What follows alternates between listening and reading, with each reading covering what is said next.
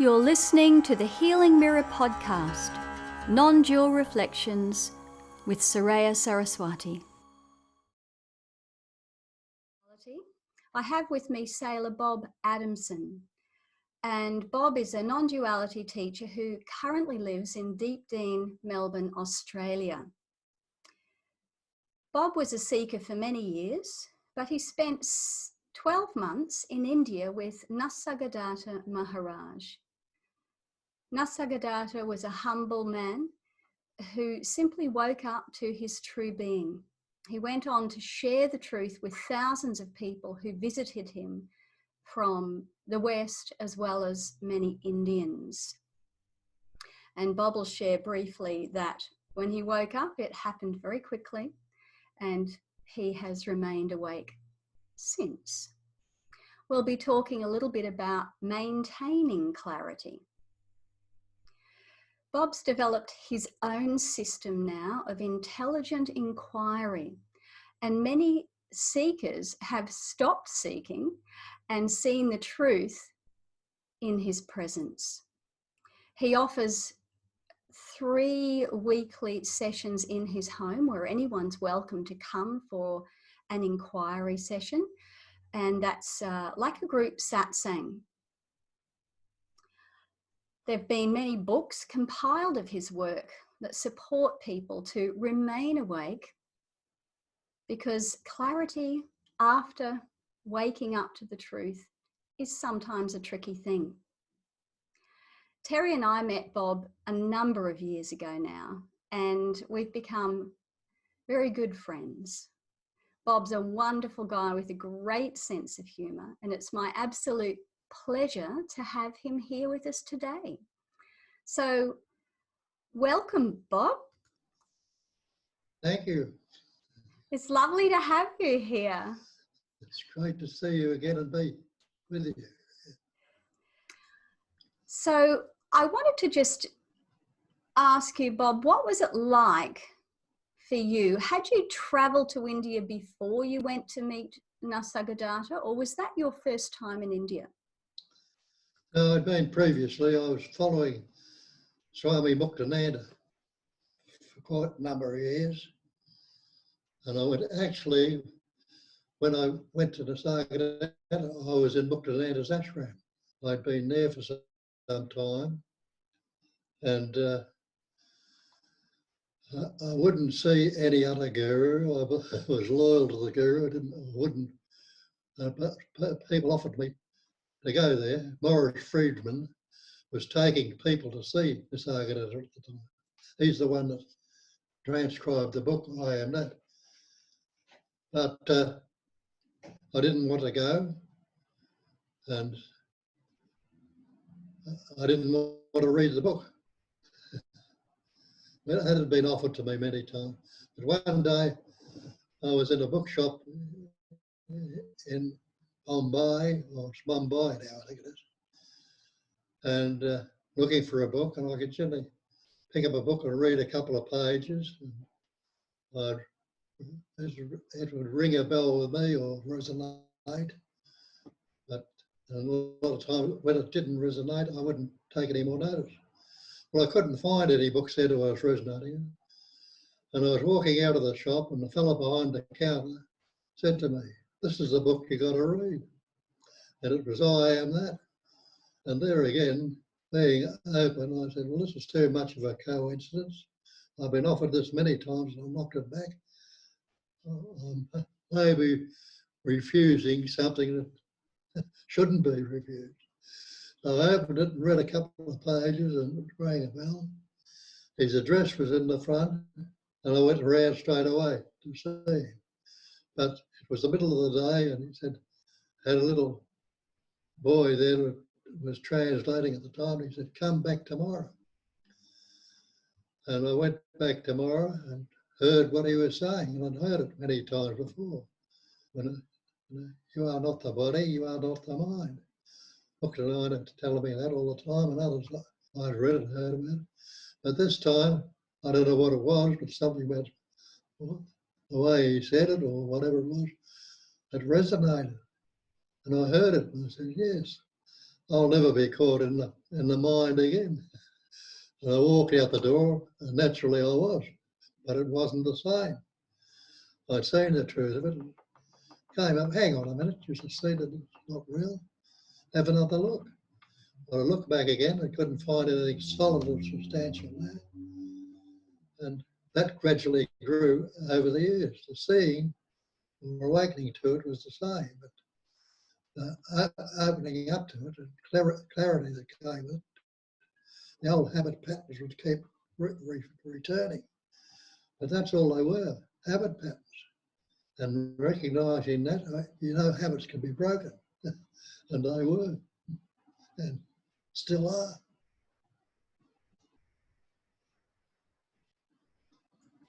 Yeah, that's so true, isn't it, Bob? The old patterns of the mind, the patterns of the body, all the brainwashing that we've had since birth, and all that has to fall away once we see who we truly are. But they still keep rising up, and we have to continually see through them. Yes, and not seeing through them. We relate to whatever image is created, to whatever thoughts, concepts, and they're all dead images. They're all based on the past. And so we get locked into it again and again. And he said, I'm not the body. Yep. Yeah. I'm not the body, I'm not the mind. Well, are you the body? Innately, you know you're not the body. Because don't you say my body, my mind? It's to say my house, my car, my coat. You know they're not the house, the car, or the car, coat. Maybe you're not the body either. When you have a look and see it as so. Just the same as we go down to the ocean, I'll say, get me a bucket of blue water out of the sea. You say, don't be stupid. It still appears to be blue, but you know the truth about it. And that's the scriptural saying, know the truth, and the truth will set you free. So true. So that was that was in the 70s, was it? Was that 1976 where you had that experience in Bombay or Mumbai? Yeah. So you came back to Australia, and how did your life look when you came back to Australia? It must have been very different then. Yes, it was. And I was in the fellowship of AA. I'd been an alcoholic. And I stopped drinking about 15 or so years before that. But so I was still going to AA meetings. When I came back, I still started going back to AA meetings. And I'd speak there, be asked to speak.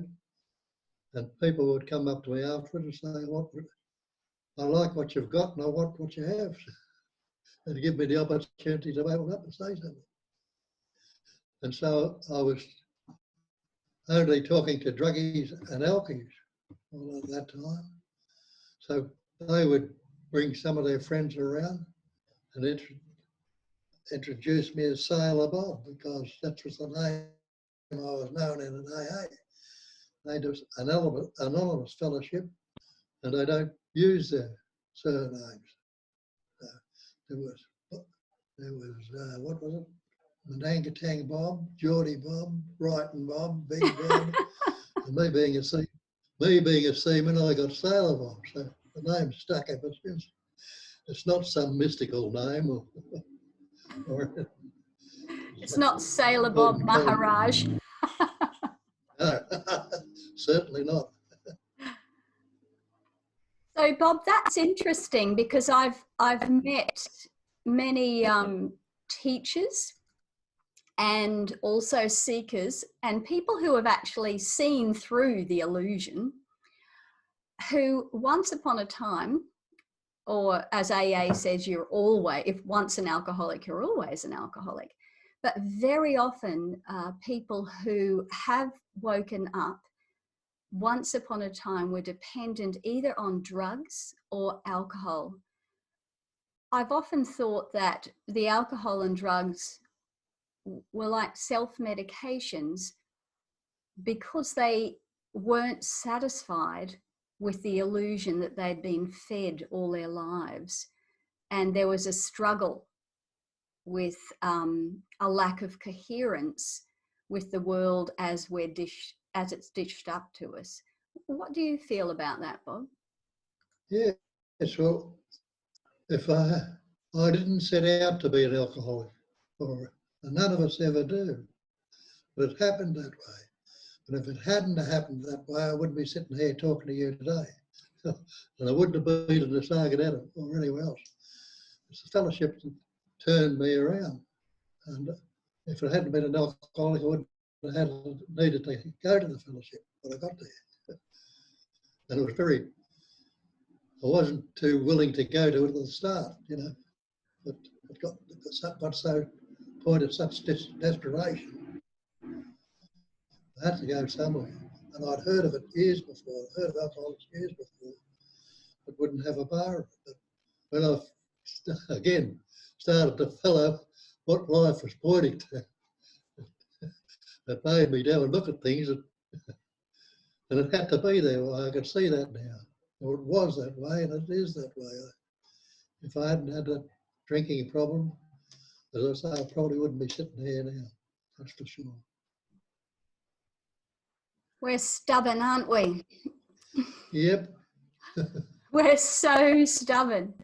You know, Well, we really have to be dragged to the pond to drink, don't we? Yeah, well, we've got this erroneous idea that we are the person, the separate entity, the individual, and we're frightened to let that go.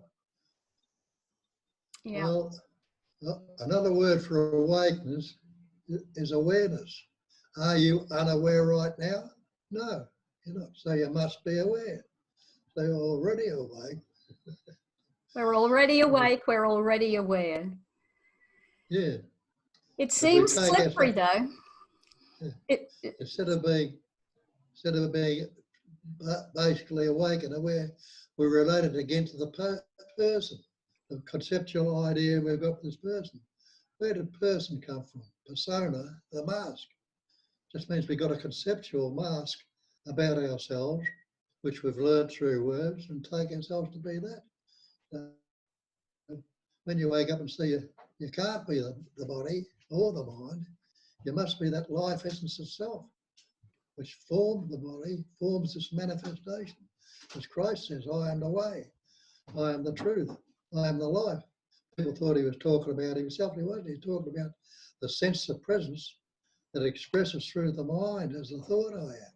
And that's why Nisargadatta would say, stay with the I amness, not with the thought, but what that represents. How would you explain yourself to anybody? First of all, say, I am. What you're putting on that I am, this is Bob, the Australian, that's all the conceptual image based on past events and experiences. The past is now dead. It can't keep up with life. So we're constantly relating to a past. Absolutely. And although us in the human form like to have a bit of a story, that's all it is. It's a story.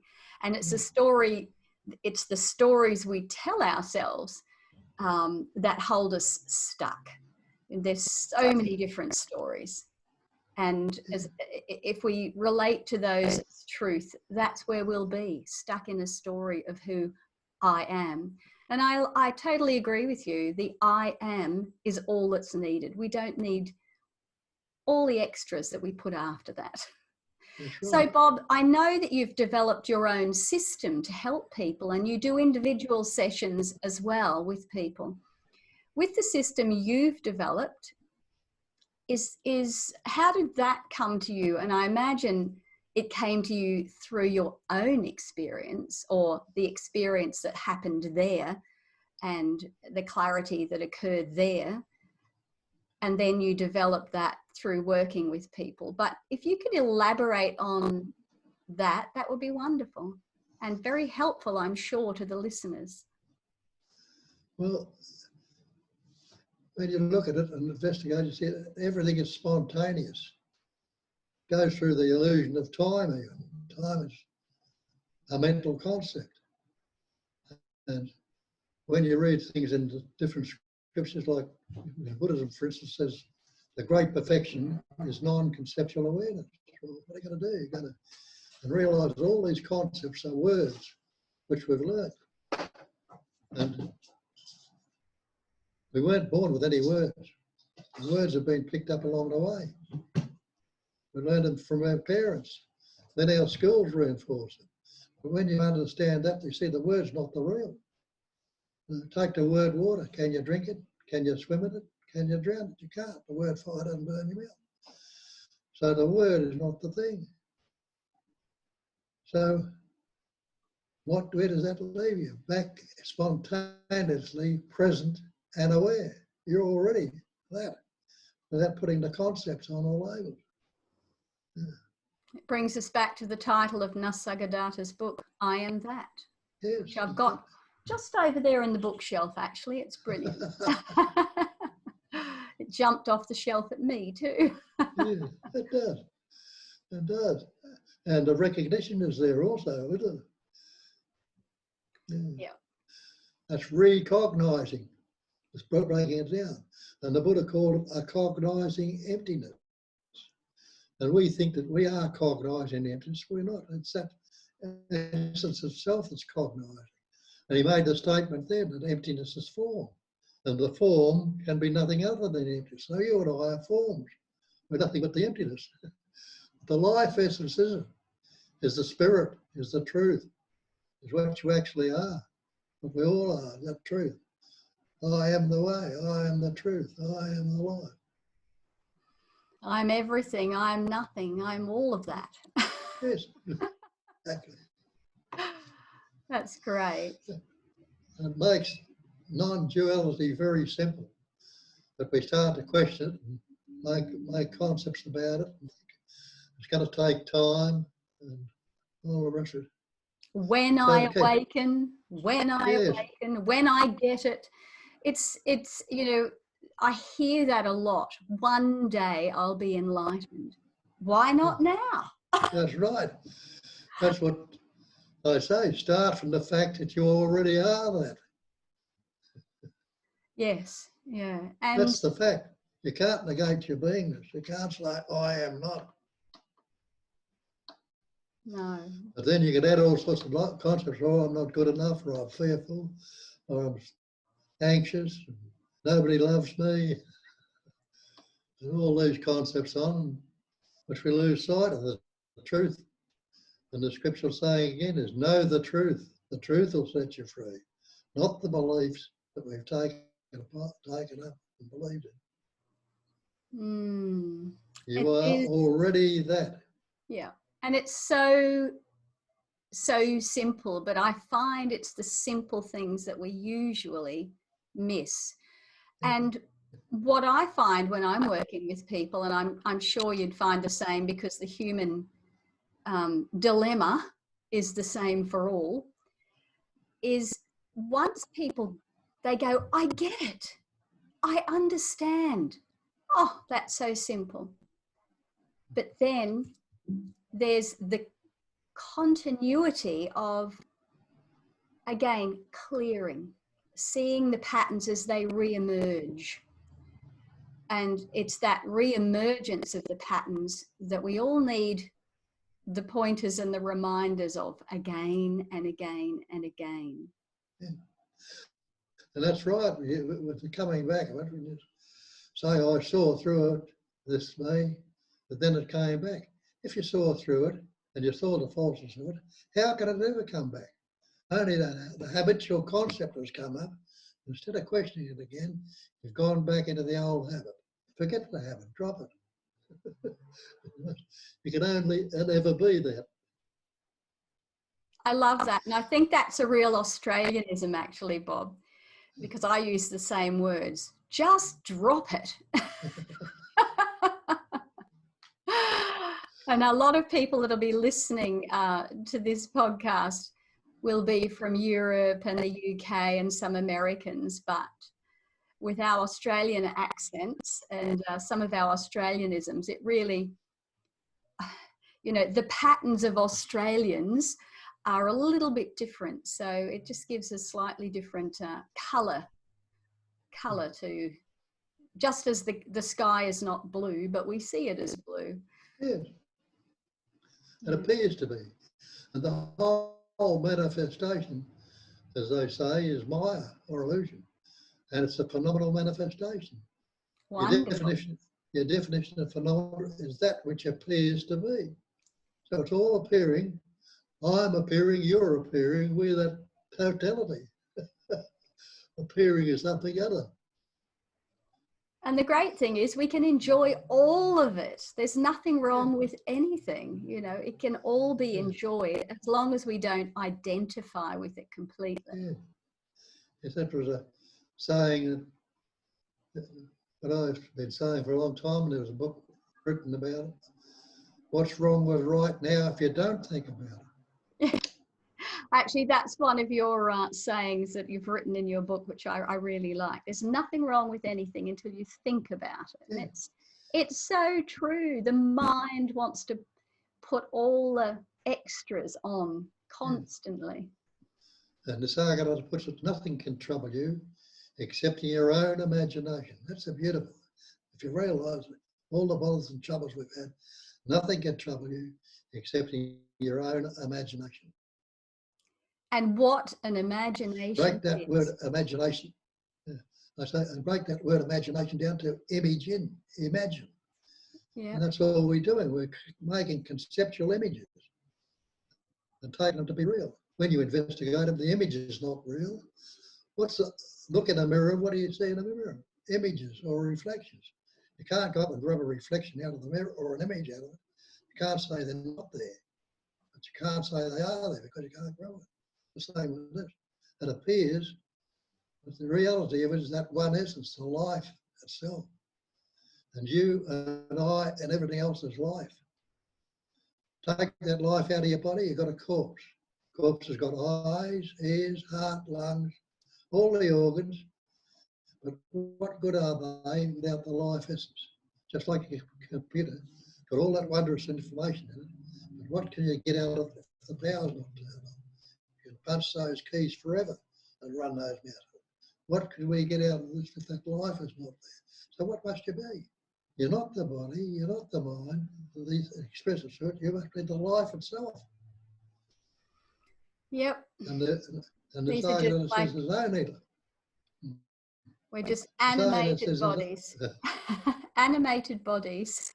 Yeah. I say no, Nisargadatta says there's only life. There's nobody who lives a life.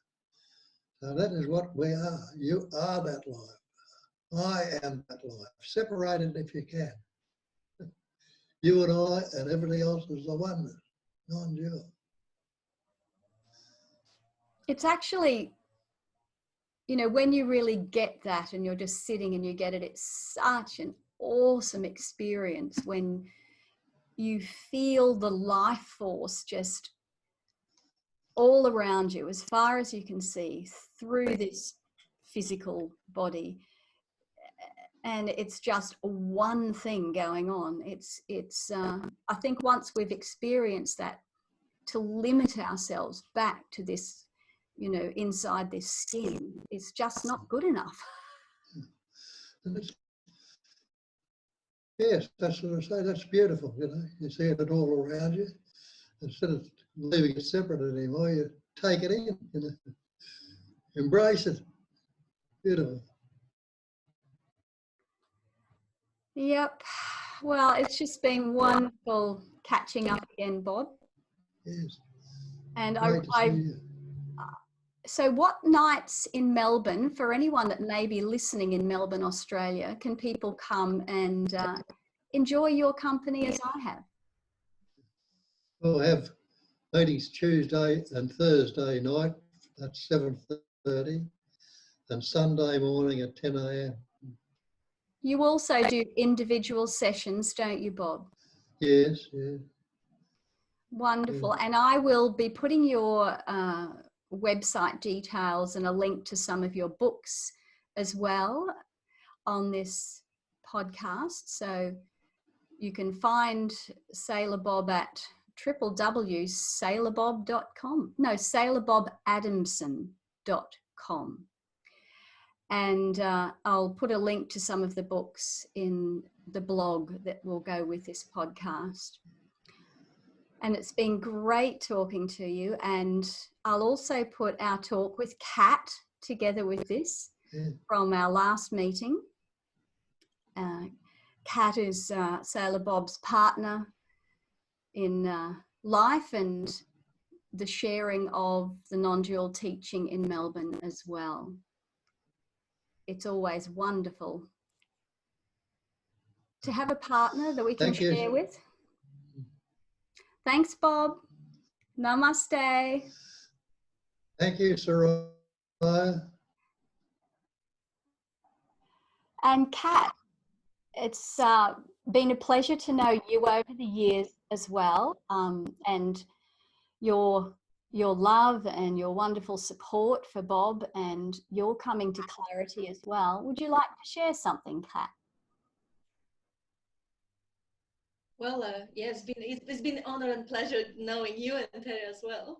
And it's been a great honor and a great pleasure to be here for Bob and support him. And it's been actually a few days ago. It's been 4 years since we got together. I mean, you know, when I had my breakthrough, which was in Bob's presence, when we had one-on-one meeting, when I just touched the rock bottom of my devastation, and him asking me questions brought up the idea, who is that one who is devastated? Who is that emotional self that I believed myself to be? And seeing that emotional, vulnerable self as an object in consciousness, I was free from it once and for good. And since then on, I didn't really want to hang out with anyone else. Bob was the only one who actually understood what started pouring through me. So after weeks and weeks of just hanging out together and sharing the friendship and insight, well, life got it this way. I moved in, started looking after the diet, got him back on his feet, on the exercise regime, on alkalizing. We both like to look after the body in the organic, healthy way. Especially that before that, for 4 years, Bob was alone, the fridge was empty, the friends were bringing him boiled eggs occasionally. Family didn't really check much on him. So it was just so convenient that life actually put me in that position, and the friendship that started growing between us based on the same language, the same realization and joy of sharing that was just unspeakable. It was just a beautiful natural joining, and 4 years after it's just getting better and better. It's more and more natural. As Bob was saying, you know, the seeing through is one thing, and the process of deconditioning and dropping old habit patterns of looking in the past and future, of judging, that one is, you know, rewiring the brain in a new way. It takes time. So it still does. I mean, still come up for me, especially when his safety or his name is threatened. I become a lioness and I want to bite and kill. But that's just a pattern. I'm not doing it. Yeah, things occasionally come up for Bob as well, but they don't hang on that long. I mean, he can drop the thought like a hot potato in a couple of minutes. I may need a little bit longer still. But, you know, it's the mind, the brain is slowly rewiring and it's getting more and more natural to just come back to that only place of no time, which is the eternity, which is this moment. And again, there is of course no one who comes back to it. It is just the absence of disturbance, absence of the clouds of imagination that bring the clarity back here, and the clarity really for no one. But yeah, that's all I can say. I mean, what an honor to be placed in that position. The moment I got empty and I didn't know what to do with myself, where to go, there was no one, nothing to want, nothing to desire. Suddenly life gave me that very, very clear guidance that this is something that this body could be used for. We actually so much on the same page that sometimes we just drop to silence together and just gaze at each other and smile, and that's days are passing. Meantime, I actually, to be able to support and help him as much as I possibly could, I took the course in aged care, because I had no idea of the needs and no idea. I never lived with anyone twice my age. So I've learned a lot from other people that I'm visiting that are absolutely lovely, half of them enlightened. So yeah, and I used to be a sailor myself too. So we both sailors. I quit the career at sea and got to the aged care. Now I'm just working enough to keep the experience and to know how to support him best. And the rest of the time we just here effortlessly, easily, just cruising with life, just seeing what unfolds day by day. I guess that's how your life looks like too, you know. You moved to do the podcast, you go with the flow. You moved to sing, you go with the flow, and that's the most easy, effortless, natural way of living. If there are people who need help, they will show up and they will get it, or not. Depends how life has it. Okay, beautifuls. Namaste. Love you. Love you. Join me for upcoming podcasts. And please, if you found this helpful or you'd like to share a comment or perhaps your own experience, I'd love for you to leave that message down below this podcast. I enjoy reading your feedback, and I'm sure we can all help each other to hold hands, to remain awake, present, clear, and loving. Namaste.